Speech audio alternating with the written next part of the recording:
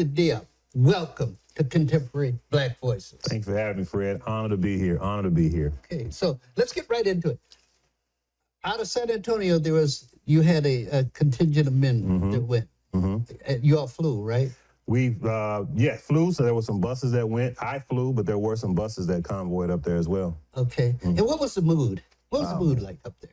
Man, first of all, it was 28 years ago. It wasn't 38 years ago. I said 28, didn't I? You said 38. Oh, I'm sorry. It was 28. 28. I was listening. 28 years. Okay, But, I'm sorry. And, 28. And it was estimated that almost 2 million black men were there. Well, I was there. I got you. That's controversial. Well, okay. I was there. I was in the picture. I was there. So the mood is your question. What was the mood like? When I say, well, first of all, go back to when the minister announced that he wanted to have a Million Man March. I was there then.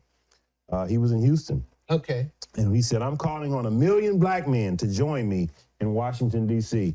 And everybody stopped and looked like, that sound, it just didn't sound right. And then I talked to the minister, he even says that something just came over him and it just came out and he couldn't bring it back. So, and so it just took off from there. So, those early planning stages, those early conversations, I was just blessed to be in many of those conversations. Right. And that mood filtered down to San Antonio, and we had local organizing committees where churches were getting on board, community activists, a lot of brothers got on board. Even the Nation of Islam itself started to rise here in San Antonio. So that mood carried into that day. But wait a minute, the churches, I thought the ministers were opposed to it because of Farrakhan. Some were, some weren't. There were some ministers here that we call them black preachers, the ones that are not afraid to basically get behind something of that nature. So everybody said, well, it's a great message, but we want to persecute the messenger. And that's one of the things that we always said is like, well, you can't separate the message from the messenger. You know, God gives the message to a certain person. You can't separate that message from that person. That's what the minister said at the march itself. So there were some preachers here in San Antonio who were all for it.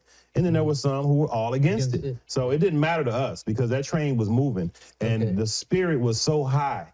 And it was just, and I was student teaching at the time. I had just gotten out of the military, and there was just something that just captivated me personally.